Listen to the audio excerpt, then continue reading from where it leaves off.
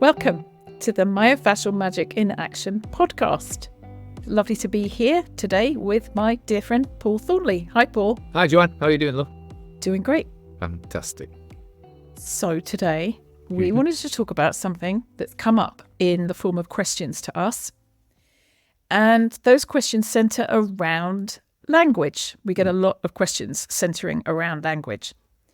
And what we've selected from many questions are 5 S's that cause all kinds of, I don't know how to say it, concern, misunderstandings, excitement, Biased. when they're used well, all sorts, exactly. So the 5 S's are stabilize, stretch, stiffen, strengthen, and stress. So we're going to consider them one by one. And I know we've both got loads to say about both of them, but just some key things, because revealing where we're coming from when we use this language in Myofascial Magic and in our own work with people as movement and manual therapists, we find that there is so much misunderstanding caught up with these 5 words: stabilize, stretch, stiffen, strengthen, and stress. They're all key words in the language that not only our clients bring to us, but I think we could safely say that we hear movement teachers using in part of their cueing, right? Very, very common set of words that you'll hear in every studio, gymnasium, facility around the world. Very, very common. And rightly so. They all mean something. But therein lies the problem. If a word means something, then it should be explained and applied in that particular way rather than interpreted how you think that word means, unless you've described it appropriately. And that's the problem, isn't it? It's trying to find the right description so that when you say that word or you experience that effect, that was intentional. Well, also, I think it's about discovering that different people may use the same word and very genuinely have a different meaning for it.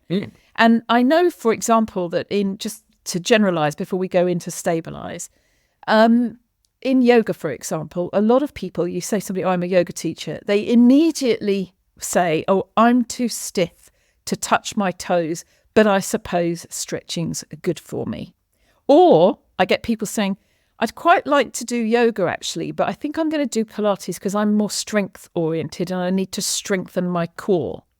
Or I'm too stressed to do yoga but that might help me because it would calm me down. And there are all these ideas that we associate. And the last one, stiffen, oh my goodness, stiffen is so often used almost as if it's a pathology. Oh, my shoulder's stiff or my arm's stiff. And yet for those of us that are hypermobile, it's a good thing. So let's have a look at these one by one. So first of all, stabilize. Good. You go. It's one of your favourites. Well, it's like the table I'm sat at is stable. It's stabilized by the legs and its relationship to the floor and the bit on top. It doesn't wiggle too much, but it's stable. Yes? But it's not designed to move. Exactly. It's actually stationary. So again, it's not that the word is inappropriately used. I think it's inappropriately understood what the effect of it is. It's almost like the heading of a chapter. If the heading of the chapter denotes what the narrative is going to follow, then it must mean something a little bit more specific. So to stabilize something in the body often is followed by the description. For instance, let's say the scapula, stabilize the scapula, they often indicate you then to slide them into position. Now you've immobilized the thoracic. So your ribcage can't move. Now, maybe that is your intention. If your intention is to position the shoulders in such a way that your ribcage can't move because what's about to follow requires that as a constraint, then that's good. But I believe that it's not used in that way the vast majority of times because something that is stable, and a human body is always stable until it falls over. It always has the ability to recover after a stumble or a fall or a slip. Until you fall, you are stable. You just became unsteady. So what we would rather encourage people to understand is, what do you mean when you say stabilize? And then this is where you need a different phrase to explain the reality of what you want somebody to understand and incorporate during movement. And that would then be to create a specific constraint. So if I go back to the table again, it's wobbly, but it's because the floor and one of the legs are not at the same arrangement that stops it wobbling and ricocheting. So I would, on purpose, take something and put it under that leg to create a specific constraint to create a much better integrity of the table and the floor and whatever I put on it, that it's not shaking about in the body. But stability is the point there, right? It's absolutely supposed to be stiff and immobilized. Correct, because I don't want the table to move. Yeah. But in human movement, we want the body to move all of the time. So it's understanding how those elements that we call bones must always be able to maintain their relationship with all bones, not just their neighbors, through that continuity of relationship from ground to crown. And that through movement, there's always the right amount of constraint to allow yield to move, but just enough stiffness to maintain integrity of shape during movement. I know it's a different explanation of, rather than just say stabilize. Beautiful. So the next word that causes so much hassle, oh my God, have we seen some rows on Facebook over this one, is stretch. Now, stretch is a word that we use in all sorts of contexts, such as stretch your imagination and see yourself achieving something. Yeah. Or, well, it's a bit of a stretch from that idea to the next, but I think I can make it. And when we talk about stretching, and of course, yoga, it's classic, and ballet is another one, we're stretching beyond physiological range. We're waiting till the stretch, aka muscle creep, allows even more so-called length between parts or bones, like, you know, the splits, for example, side to side or forward and back. And you and I both know what happens to the ligamentous bed and the integrity of the bone-to-bone connections and muscle-to-bone connections. And Correct. Not that they're separate, guys, please understand. They are all one myofascial continuity, but that fascia has different textures. Yeah. And when that texture is put under stretch beyond physiological range, and then you add the complexities of, say, a hypermobile body, deep, deep, deep trouble, because it's pretty unrecoverable, right? Indeed, you set them up to fail much further down the road. Yeah. And I think this is a really important one because the world is fascinated and sold and marketed out of its ears that it's beneficial to stretch your body. So let's look at the reality of what you're saying. I'm 5'7.5", 171 centimeters. I cannot grow one more centimeter. I never have, I never will. So I cannot make myself bigger or wider. I can add more muscles growth to my shape and configuration, but I will not change my length and my expansion and my configuration. So what are you stretching?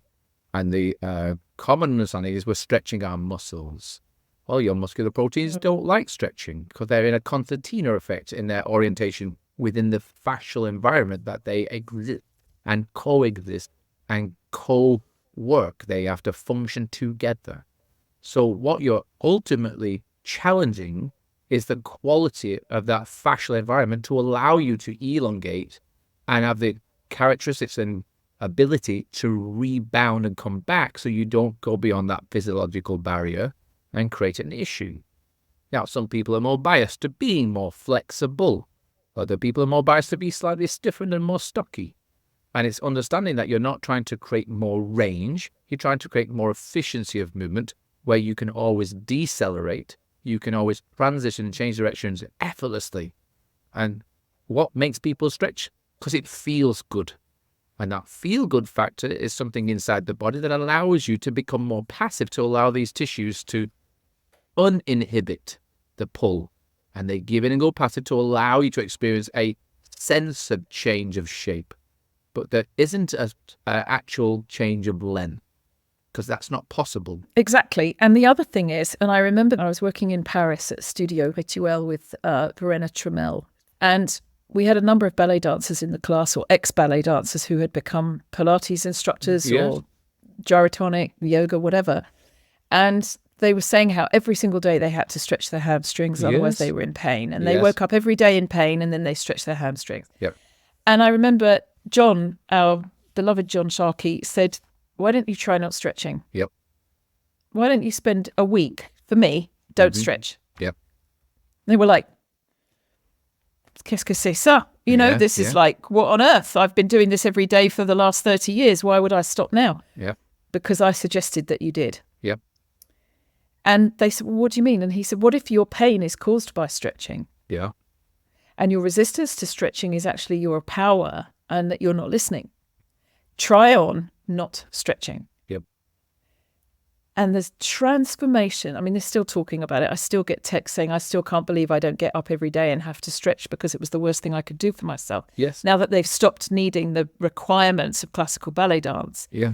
And I know you've got stories of how dancers are just absolutely, they're broken when they get off stage and they don't have the constraints sufficient to hold themselves up in everyday ordinary life. That's now, right. we're not talking about pandiculation here, guys. We're not talking about the yawning stretches that we do when we wake up in the morning, if we remember, or when we're really super tired and we yawn and stretch. That's a reset. That's a metabolic reset. That's a different animal. But this word stretching it's so detrimental, I think, in the way it's used. That's the right word. It's detrimental.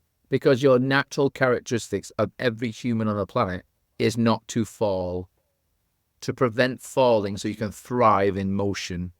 And the very nature of it is to allow you to bound and reach out with your legs and your arms and your body, but it has the ability to pull back. It has the ability Naturally. to control. Yeah, naturally. So there's a natural boundary that your body, it possesses and allows you to explore. And once you go past that boundary of control, natural neurological control of your myofascial tissue, once you go past that boundary, you lose the ability to recoil. You then momentum takes over. And once momentum takes over, then you're not in charge of your motion. You're a victim of the outcome. And that often At the speed. At the speed, yeah? So you're not in charge of your motion. And this is what's important. And unfortunately, though, society is pretty lazy, generally. So we have the elements of society that don't like moving, so they get stiffened in their shape, the shape that they inhabit in their life. And then we have the fitness world, where they do pre and post exercise stretching, because they're meant to stretch before the exercise to mobilize, and then they have their post exercise stretch out, because now they're more limber. And in both scenarios, they're compromising the integrity of the body for the motion they're about to do by stretching. But I think it's really important, Joanne, that we explain to people that you cannot stretch living tissue healthily. You can encourage a better relationship of the myofascial tissue and the neurological stimuli that creates the right chemical response to manage shape change. That can glide. Tissue glide. So there's no friction inside. Friction creates inflammation. Inflammation creates pathology. Period. But it's different to stretching. Very different. So it's very important that we understand that both elements of somebody who just wants somebody else to mobilize them and they go to these stretch classes, or they go to a particular place where a therapist does it for them, and they're using techniques called proprioceptive neuromuscular facilitation, a really archaic way of stretching because it's quite high velocity. There's not don't tell me. It makes me think of the rack. That was a form of punishment in medieval times. Yeah, on my presentation about is living tissue designed to be stretched, my main slide is the rack. I think it used to be. We'd pull them apart on purpose as torture. And now people are subscribing to this because, you know what? People like pain and they like discomfort and they call it pleasurable. No, they don't. They do. You know what they're like. Seriously, after I had my son, and 30 years ago, I could barely carry him. I had lumbar back pain. It's what brought me to yoga in the first place. Yes. And I went to physiotherapy for my lumbar back pain. And they said I needed to be stretched. And they put me on a table and they wrapped a band around my pelvis and a band around my ribs. And they unwound the table to literally physically pull my pelvis and my ribs apart. Yeah. I have to tell you, it took me a long time to give birth to my son. And the pain levels were through the roof. And they were nothing to this. And after 2 sessions, I was weeping with pain. Yeah. And every fiber of my being knew it was wrong. Yeah. And I didn't go back. I didn't know what to do. It's what brought me to yoga 30 years ago. And I'll never, I just can't even tell you. It was like, how is that different from medieval torture? It isn't. No. Why does anyone think that works? And I have to say, this is me, the classical archetypal alchemist, turning the lead of a wound into the gold of a gift. Yep. It was my driving force in finding out how fascial tissue works. Yeah. And I've spent 30 years, and God knows I've worked hard at it. Yeah, you have. To make sense of how this works. And what I love about you, many things, but particularly is the way you put it into practice and make it so practical. Yep. That it's like, no, this actually makes it safe. Yes. Which takes me to the next S, which is stiffen. Yes. And this is a word we have to be really loving with this one, because I experienced after this being stretched on this rack, God knows, it makes me shudder when I remember, a stiffness in my body that was my body trying to serve me. Yep. To say, no, capital N for no, yep. This is not right. This is not right for you. And I've now learned that I'm hypermobile. And my beloved teacher, John Sturck, who is just the most amazing yoga teacher, he was the first person to say to me, just because you can do these movements doesn't mean you should go to the extreme that you're capable of. And I said, what do you mean? And I was doing a wide stride forward bend where I had my body on the floor, my legs to the side, because I can. Yep. Or I was folded with my knees bent and my feet back up to my hips, and I was lying flat on the floor eating a banana. My body didn't care. It just goes like that. And he was up, out. You're not doing all that. And I said, what do you mean? He said, I'm holding you back. I said, why? He said, because your structural integrity is not in place. You are flopping into these postures because you can. And it's detrimental to you. Literally, your tissue is not stiffening enough for appropriate self-structural integrity. And he was the first person to give me the idea of keep warm, hold your students back, and let them move according to their particular rhythm. Now, we have to be careful with that because people come for a class, they expect to learn some of the movements. But this idea of appropriate stiffness, as you know, Fasciategrity has become such a major theme in our work. And it's the next book in the series that I'm writing, and I'm really excited to be doing that with John Sharkey, because insufficient stiffness is such a detrimental thing for hypermobile people. Anybody out there that's hypermobile knows what I'm saying. And the other side of it is that sometimes that feeling of stiffness is your body warning you not to stretch.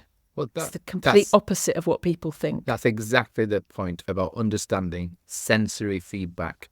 What is your body pre-warning you about? So the word stiffness and tightness is the body's information to you. It's like, "Oi, I don't like what's happening inside here. Can you pay attention to it?" It is not an invitation to go and stretch the bejesus out of something because it's stiffened. It's stiffened because your body wants to not feel threatened. You've threatened the living architecture to be able to move efficiently and effortlessly within its own environment. And like anything that is threatened in nature, it always stiffens. Anything that feels threatened, stiffen, or goes passive. They're the two responses to threat. You either stiffen or go passive. And then you have to respond from there to start moving again. And this is where I think it gets misunderstood. And it's really important that people understand what we're talking about. When we say that word fasciategrity, that is in a nutshell the golden chalice of understanding human physiology and form. It's so, I love you for saying that. But it's so important because without it, we are still bound by a view of the body of being parts and pieces, and we're not recognizing it's the living forces in the body that these sensations of stiffness, tightness, and slackness are reflecting. It's understanding those forces that must be in harmony so you don't feel stiff or tight. you don't feel slack and loosey-goosey. You have this boundary of an effortless harmony that it's all singing rhythmically with. And then the fascia is what animates those forces. It's what our body is completely Exactly. born And then you from. have a natural, exactly. And you have a natural spring in your step. Correct. And there's nothing you have to do. There's joy expressing itself. Oh my God. Yes. My only further point on it is when you go to a therapist, and I'm one and you're one, what they're doing to you when you think they're stretching you, they're using very particular techniques that are very skillfully applied by the ones that have invested a long time and been monitored and guided. And they're normally not called muscle energy techniques. They're very clever and they're very skillfully applied to access these boundaries that exist within you. So make sure that we reorganize this natural neurological defense mechanism that has brought you to them. We are not trying to override the body. We're trying to understand it and let it reconfigure so that that sensory feedback is not necessary. The alarms come down from state 1 to state nothing, to just, okay, I'm good to go. They're exquisite techniques. They're brilliant if they're applied by a skilled practitioner, rather than the general weekend warrior who's done a weekend course or even a workshop of a few hours, and now they're a stretch specialist or a myofascial release specialist, and they're overriding the defenses. They're trying to bully the tissue to make it go longer by asking you to do extreme contractions in resistance to their push. And it's just like asking somebody who is a violinist to play a violin at a symphony and somebody who's just seen a violin and had it in their hands for a few hours and they try to play the same tune. The skill levels are vastly apart. It's really important that you know the difference. So be careful. Otherwise, the person who is helping you might actually create more dysfunction. On that thoughtful note, we've got strengthen and stress. Now, I often hear the story, I prefer to do Pilates because I need more strength than I need stretch. And it's almost as if for some people, yoga is synonymous with stretch and Pilates is synonymous with strength. I know that's not true for everybody. It's quite a generalization. I get that. But just speaking about strength. And when we see people, particularly in the gym, strengthening, notwithstanding the individual gym exercises that are just, some of them are completely like bonkers. And I just don't understand whoever learned that physiology, why they stabilize the shoulder blade to do tree hugs or something. It's like, seriously, it's got to move. But anyway, we won't argue about that. No. What are you talking about when you use the word strengthen? What's your feeling about that word before we go to the last one? Good. So I think we should all have strength. It's important that you have an appropriate strength for your life. If you're trying to attain excessive amounts of strength, does it really serve you in another environment other than one that you attained it in that particular fashion? Because what I find in general when I'm dealing with a lot of the guys that come with chronic pain due to exercise regimes and approaches, the strength is actually dysfunctional. Is it because it's uneven? Is it because they've strengthened one part and disorganized another that's related to it? Well, I believe, this is my experience over my 20 odd years, when they separate their body into parts and have leg day, arm day, bum day, back day, ab day, I call that dysfunctional day because they're trying to overwhelm the body to make it stronger. And what they do, they lose the integration of how every part of your body moves in every exercise and every motion you ever take part in. But what they do, they go to these facilities where they isolate parts of the body while they they try though, right? They try specifically, the machines are built to do that. They sit them in a chair while we do arms. They brace their arms in a position so they can use the legs. They go in machines that only go in a certain plane of movement, like you're talking about carpentry. So will they get stronger? Yes, they get stronger. Physically stronger? Absolutely. But does that strength serve them and serve the integrity of their body? Or does fasciategrity get compromised? Because when fasciategrity is in harmony in your body, no movement is out of our reach. But when you compromise fasciategrity, and we have to make sure they understand what that means, like we just explained, your whole body is compromised, not just your rotator cuff, not just your lumbar spine, not just your pelvic floor, your whole body. has become compromised because of your approach to strengthening it. So I think it's very important that we be very careful. Yes, we all want strength. We want bone health. We want to be able to have resistance to and resilience to moving and life. But it's very important how we go about it and how repetitively we challenge to gain this strength. Because if exercise was so good in these environments, nobody would be injured. There would be no rehabilitation world. It would be unnecessary because we've reached the golden standard of movement, because we are at the pinnacle of knowledge, no? They know what they're talking about. But every one of them is carrying or managing or trying to facilitate dysfunction in their body whilst they continue to attain strength gains in other areas of their body. Instead of going, hold on, I've gone too far. I need to reorganize myself. I need to lessen the weight because I am strong. I need to organize my patterning of my movement choices and identify the ones that are not serving them globally. They're just isolated wins in that environment. Totally. And we see this. I mean, I don't know if any of our listeners have seen on YouTube when a muscle gaster pops, when it comes, the connections of that myofascial continuity pop at the shoulder, or I've known of it happening with the quads, where they're just simply the muscle bellies, the proportion is overtrained beyond the capacity of the myofascia to organize itself the way it needs to through the rest of the body. It's a hideous injury. But this is the missing ingredient in their recipe. They're training muscles and bone because it's a musculoskeletal system in their mind and in their education and in their guidance. Absolutely. But muscles and fascia, although they coexist within, they develop and perform differently at different time rates.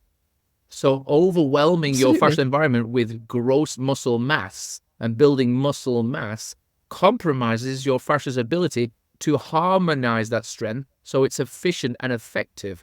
What it becomes is limited, time limited, because now that area is threatened by that excessive force the muscle produces, and so it must respond appropriately, which is thicken, or it detaches. Totally, it makes me squirm when I think of it. It's awful. This is why I just want to say one thing, because I think this is so important. It's our main crux, right? We call fascia connective tissue as if it was put in subsequently to growth of the human body, and it joins things together. How can it be a connective tissue if nothing was ever disconnected? Until we apply these excessive strength gains, which rupture and disconnect things from each other's relationships.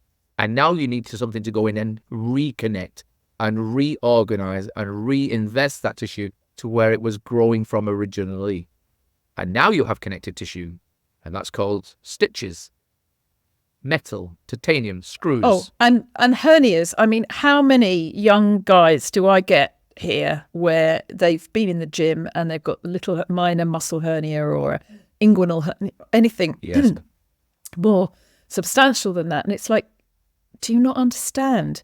And I realise that our focus is entirely on form, not force transmission. Yes. And it's an absolute key to understanding myofascial magic. So anyone out there who wants to understand why we're so zealous about this, it comes from our experience of people being, in my opinion, unnecessarily hurt because they're ill-informed of the importance of understanding force transmission. That's an absolute gold nugget you just gave them there. They are so fixated on form, not force transmission, which establishes a better form. And finally, stress. Now, this is a word I love. And Dr. Wilbur Kelsick, our beloved friend Wilbur, we love you, Wilbur. He once said to me, stress to the human body is like sunlight to a plant. And I said, yeah. But at what point is it too much? And he said, at that point, it becomes strain. And that's kind of what we're talking about with something like a hernia, right? Yes. Even if it's a tiny muscle hernia, the stress that was placed on that body allowed the force and the form to work perfectly until it didn't. Yeah. And the moment that stress becomes strain and that muscle starts to pop through the organization of the outermost fascial sleeve, if you will. Or the I'm careful boundaries. what I'm saying. Yeah, the boundaries of the muscle. 'Cause I know a lot of people think that fascia is basically the wrapping of the muscle. It isn't. No. Fascia is everywhere. Fascia is ubiquitous. Fascia is the liquid crystal matrix between everything, as well as that which wraps. It has different textures. I call it architecture because we know its differences from its textures. But the textural thickness of the muscle sleeves, known as the epi or perimysium, are part of everything else around them. They're not separate, but they refer to, they're not really layers either, but they refer to a kind of, let's use it as a language of convenience, a kind of a layer, a thickening of fabrics, like the cuff of my sleeve. You know, the sleeve of this garment is one layer, and the cuff, because it's got a thumb hole in it, is double layered, so it has a different texture.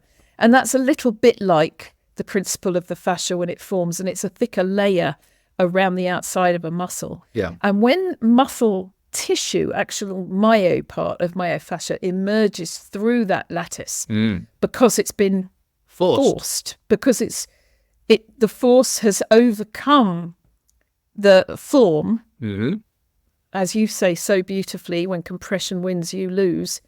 And it's literally pushed its way through a mesh that it's not supposed to be outside of. Yes. You're in trouble. And in that moment, you're experiencing strain. Yes. Inappropriate stress. It's exceeded appropriate stress.